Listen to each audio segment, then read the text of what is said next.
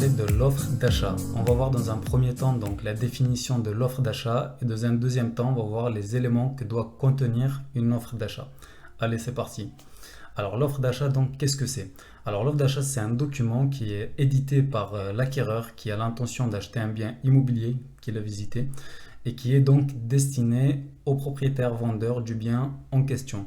En fait, c'est un moyen qui permet à l'acquéreur de réserver le bien à des conditions qu'il fixe lui-même.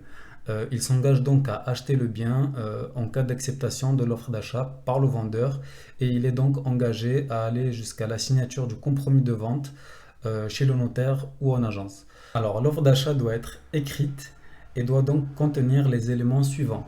Elle doit contenir le nom du ou des propriétaires, l'adresse du bien en question. Alors s'il s'agit d'un appartement, il faut mettre l'adresse exacte. Par exemple, appartement numéro 5 au troisième étage, il faut mettre l'adresse exacte. La description du bien, donc le prix fixé par l'acquéreur. Les conditions suspensives, comme par exemple le financement ou comme par exemple que l'électricité soit aux normes ou que certains travaux soient faits. Et pour finir, la durée de l'offre d'achat.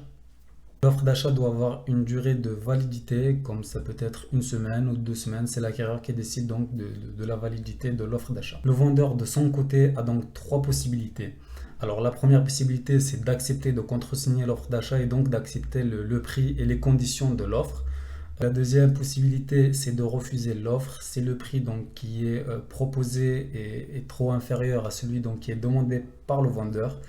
Et la troisième possibilité, le vendeur peut faire donc une contre-offre une contre-offre donc, pour l'acquéreur, ce qui rendra l'offre d'achat initiale caduque.